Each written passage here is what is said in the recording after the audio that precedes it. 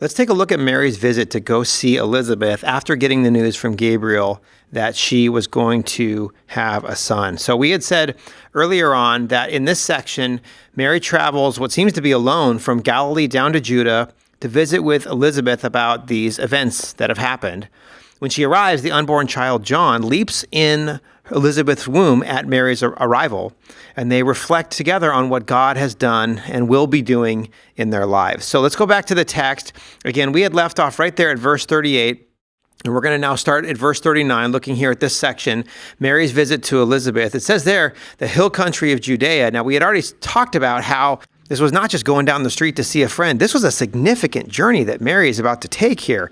Again, going back to the map we showed earlier, we had talked about how Nazareth is way up there in the region of Galilee, and Elizabeth is down in Judah. She's outside Jerusalem. So when Gabriel meets Mary in Nazareth, she travels all the way down Herod's kingdom through Samaria into Judea to meet with her relative Elizabeth outside Jerusalem. So if we kind of zoom in on the map, we'll see here, again, this is kind of a closer view of the region. That's where Jerusalem is, kind of way zoomed in right there.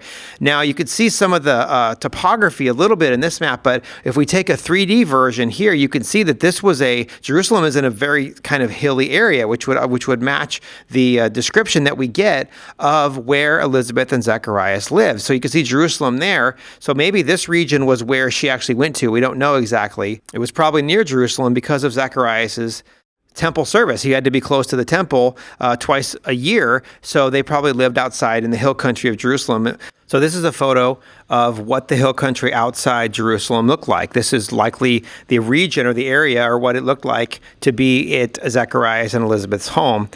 And the Zondervan International Bible Backgrounds commentary says, Luke's description of the location is imprecise, but in light of Zechariah's temple service, one would expect a village in the hills near Jerusalem. Depending on the location, Mary's journey may have taken her between 3 and 5 days. If taken alone, such a journey would have been unusual and potentially dangerous for a woman of Mary's age. This is a really significant component to this story that we don't really get from Luke himself. He just says that, Mary went up and went down to see Elizabeth, but this was a really significant journey here. So let's read the account of what it says here. So starting in verse 39, now at this time, Mary arose and went with haste to the hill country to a city of Judah and entered the house of Zacharias and greeted Elizabeth. And it came about that when Elizabeth heard Mary's greeting, the baby leaped in her womb, and Elizabeth was filled with the Holy Spirit.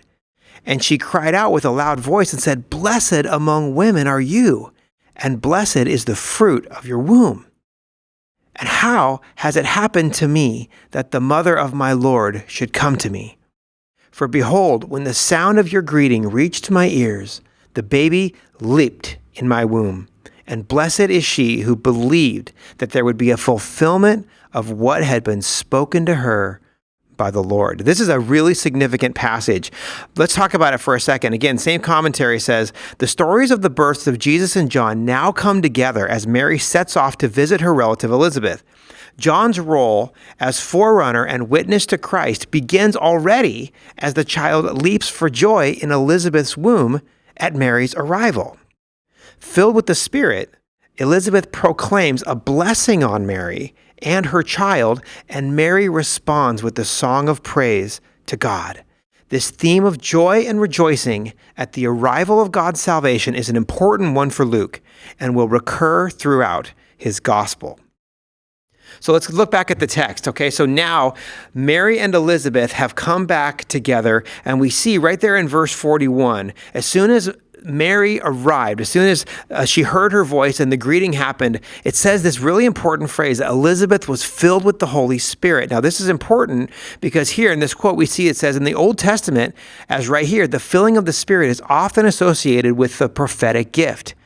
After 400 years of silence, the spirit of prophecy is appearing again in Israel. And that's exactly what Elizabeth does. This isn't just, hey, good to see you. This is a prophetic pronouncement of blessing over Mary for what God has done in and through her and the announcement that she has.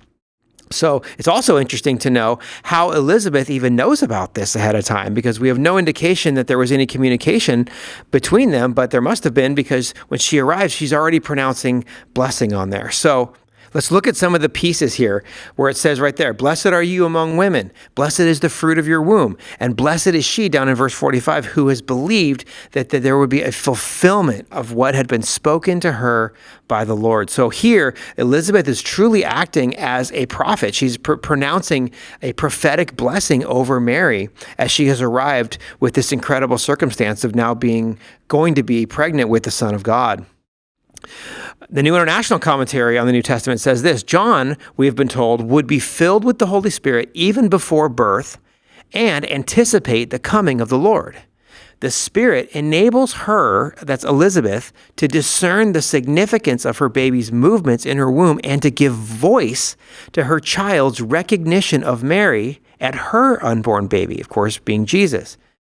Her speech is inspired speech, and she speaks on God's behalf, and thus she agrees with Gabriel's earlier assessment of Mary's favored status. This is a beautiful moment between Mary and Elizabeth, and we forget that there's a significant age difference between Elizabeth and Mary, but God has done an incredibly miraculous event that in each of their lives that is now connected, and the spirit of prophecy is beginning to return already with the blessing that Elizabeth gives to Mary. So now, as we see that Mary took a significant journey from Galilee down to Judah, let's now look at the response. How does Mary respond to this prophetic blessing that Elizabeth gives, these spirit-filled words that she rejoices over Mary at her arrival, combined with, of course, the response of the unborn John the Baptist to Mary's arrival too. So all of this is a beautiful portrayal that Luke gives us that God is answering prayer, that he is faithful to his covenant, and that he is now working to fulfill his promises. So in our next video, we're going to look at the response, which is Mary's song of joy over what God has done. So this is Luke 1, verses 46 through 56. So let's look at that in our next video.